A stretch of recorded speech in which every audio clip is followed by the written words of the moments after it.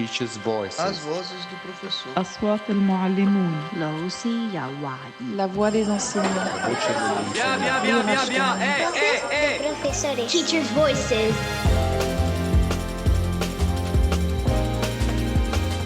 Welcome to a new episode of Teachers' Voices. I am your host, educational researcher Nina Alonso, and today we will explore, together with our special guest, Bo Stjerne Thomsen, the importance of learning through play.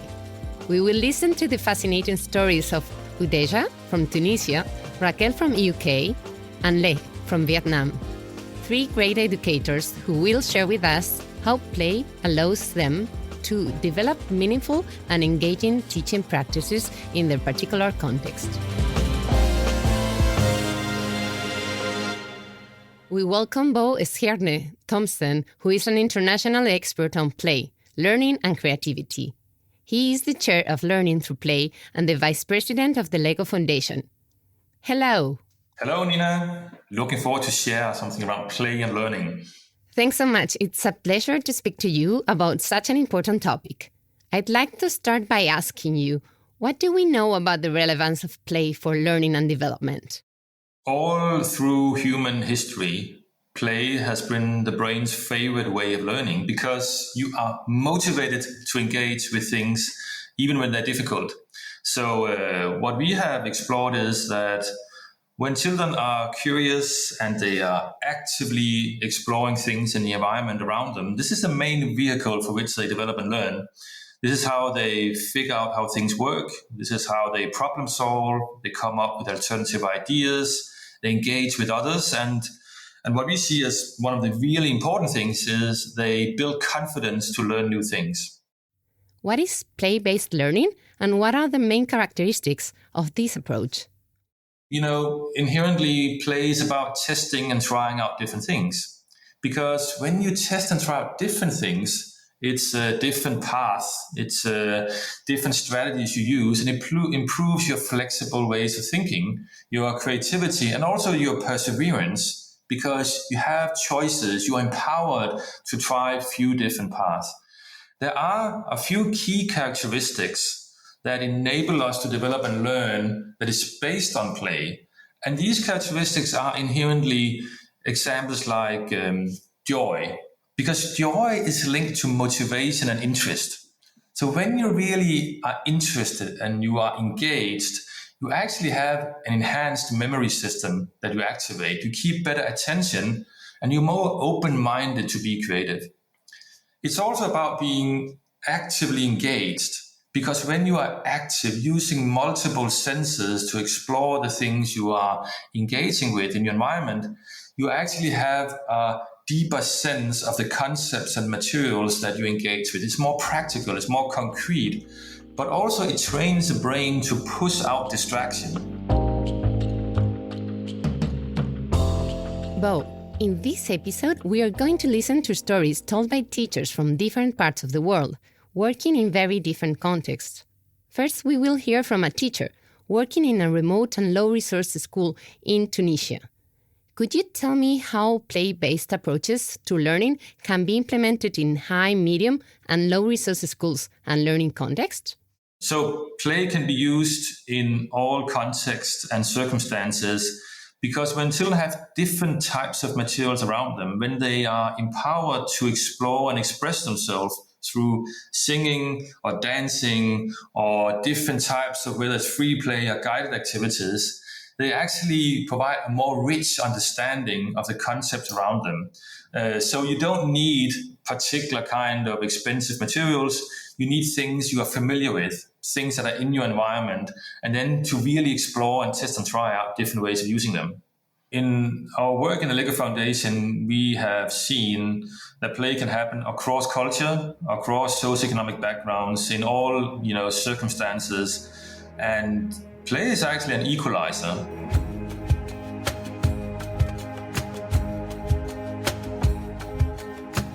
Houdeja is an amazingly engaged teacher of English in a secondary school in the south of Tunisia.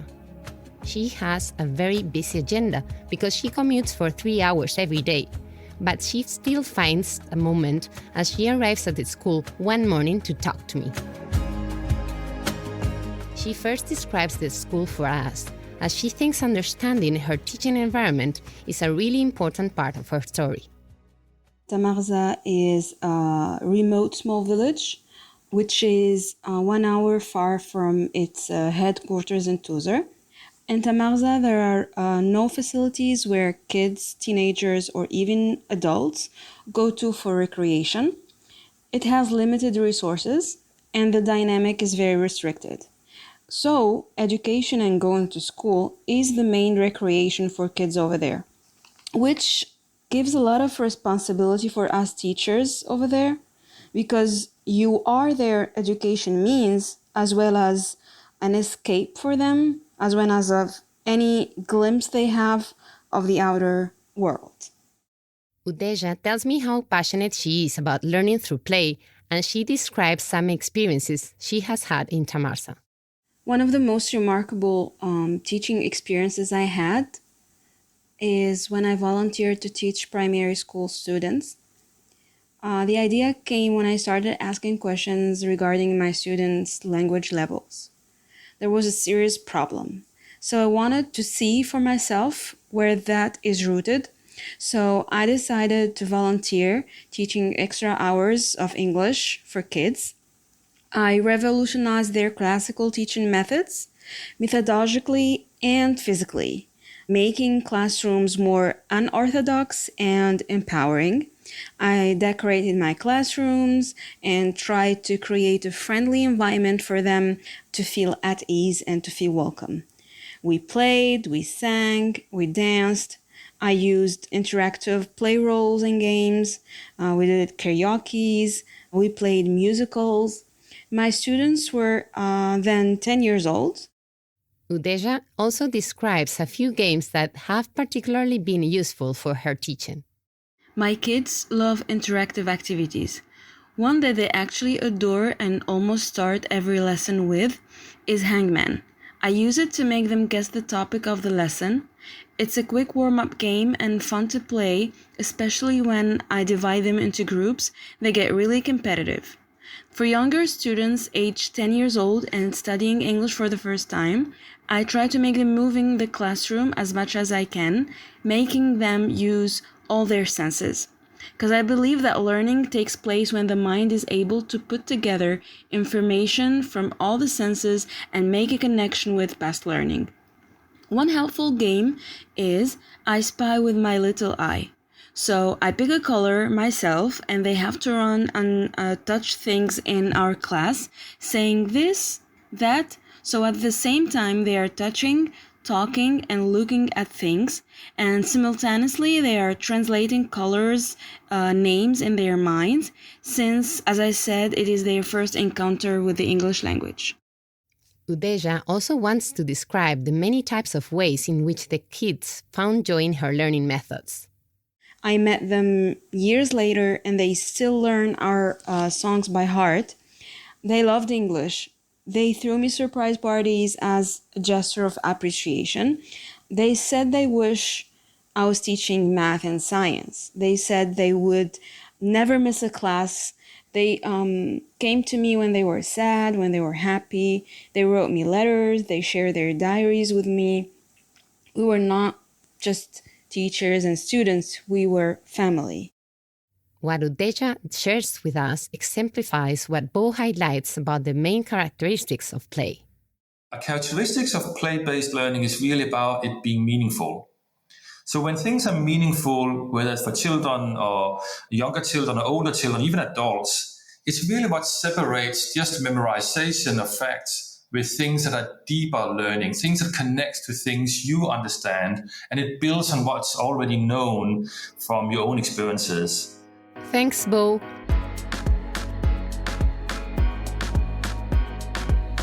We are now going to listen to Raquel, a teacher working in the UK with autistic children.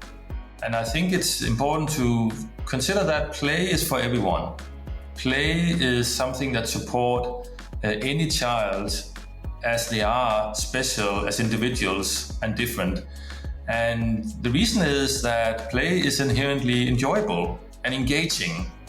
So children love to engage in the environment, to express themselves, to have different sensory materials and stimulation. So that's important for any child, also when they have special needs, that they have choices in which material, which medium to choose. Raquel welcomes me on a Sunday morning, the only free day she has. I call her early because she is preparing for a day out with friends in a London park. Hi, Raquel. Hi, Nina. How are you? Thank you for having me. Raquel first paints a picture of her teaching context.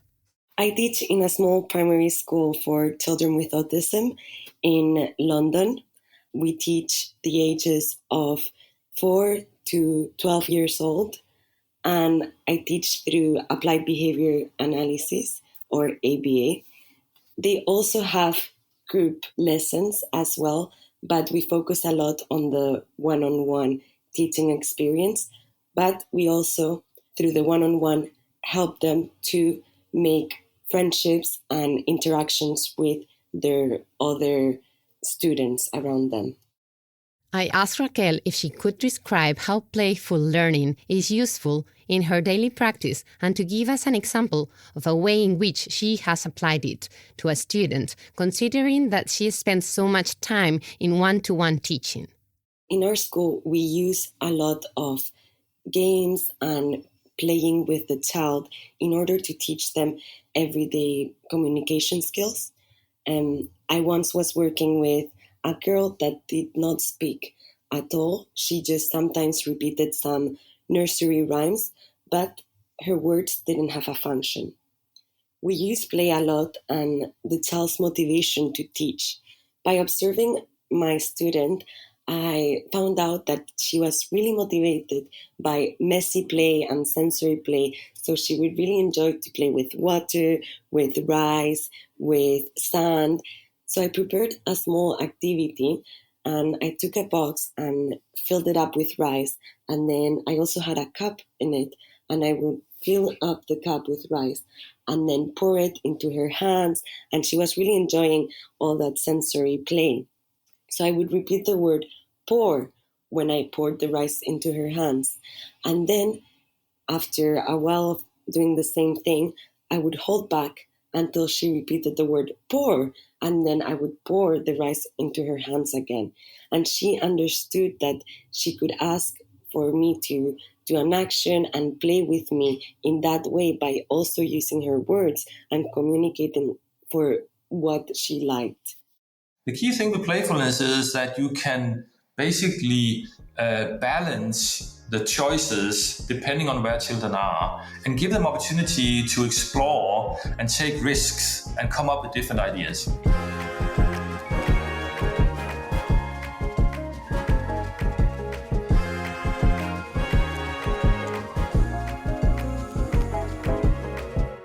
Raquel explains the kind of rewarding moments she has had in her practice. She illustrates it with a particular experience she shares with us. So one of the most rewarding things about this experience is that my child learned how to speak, how to use her words to ask for things. And she then stopped crying a lot and shouting because she knew how to communicate her needs without having to engage in this behavior.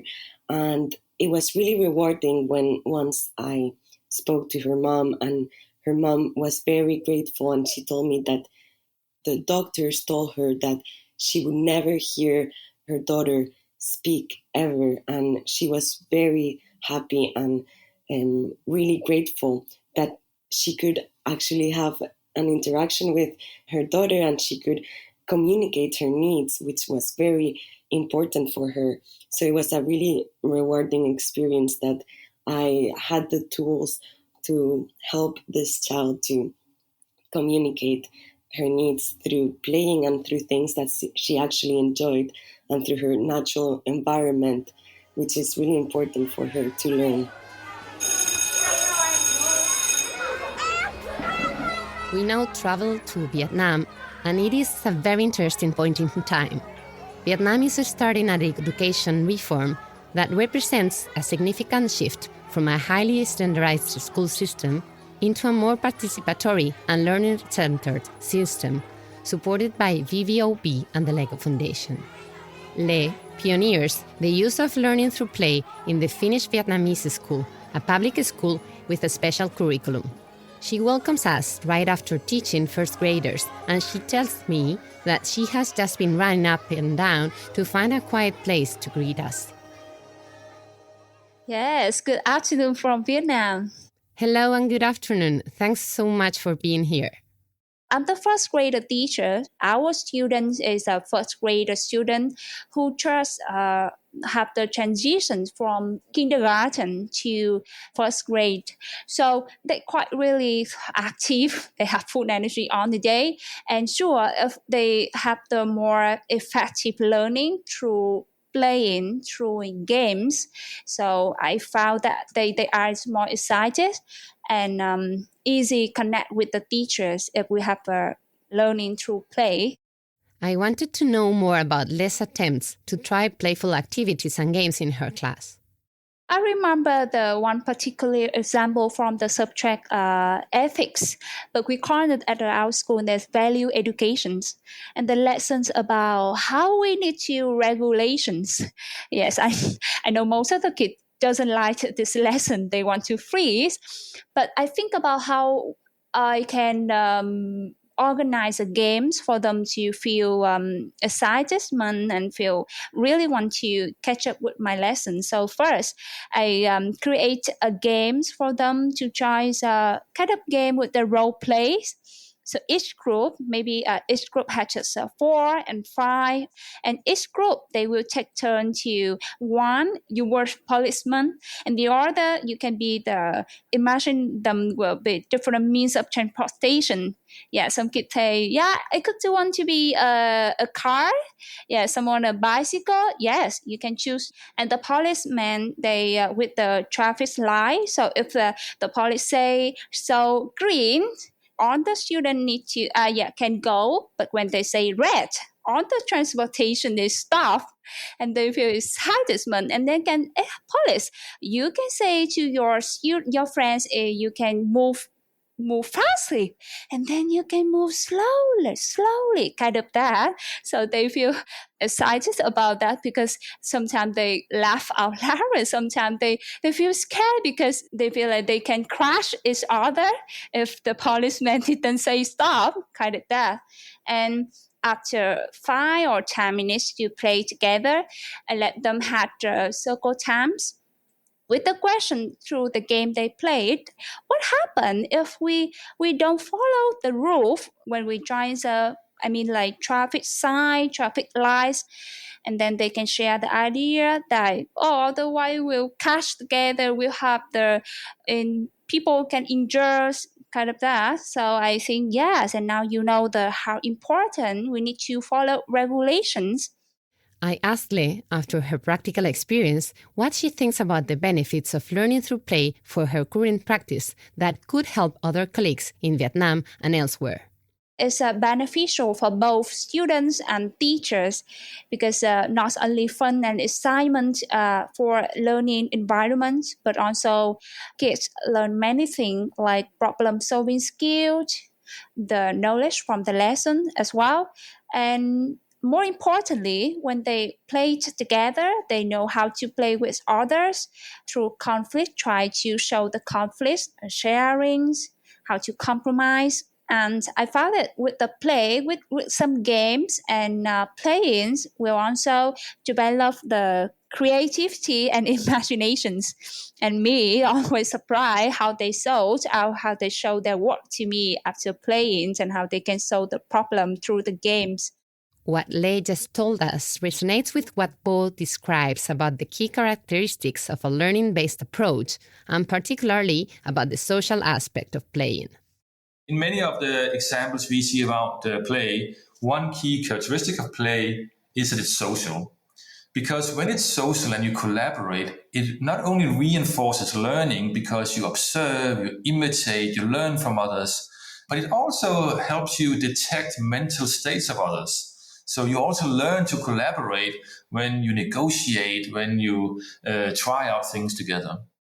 The benefits of play have traditionally been more taken into consideration in early childhood education than in later stages, and yet we have heard the inspiring stories of Houdeja, Raquel, and Le, who teach older children and young teenagers. We will also hear the stories of teachers working with game-based learning and teenagers in our next episode on reasoning skills. Bo agrees that the benefits of play can be seen at any age. Play is inherently about engagement, about motivation to engage in things that are difficult and things you can learn through different types of play.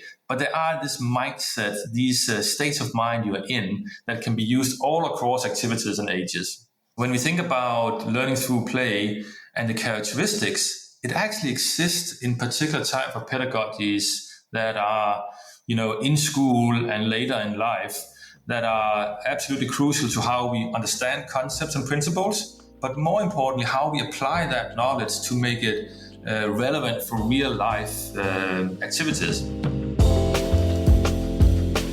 You have just listened to another episode of Teachers' Voices. If you have enjoyed this episode, you can find more about the teachers and Bo Stjerne Thomsen and the Lego Foundation on bold.expert and in the show notes. Also, if you are interested in learning through play, you will find interesting resources and links to guides created by the Lego Foundation.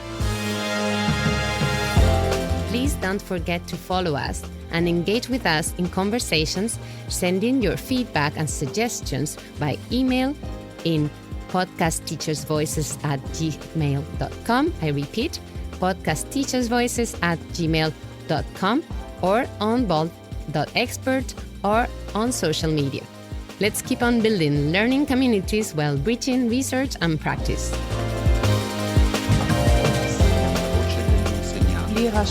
Voces de profesores. Teachers' voices.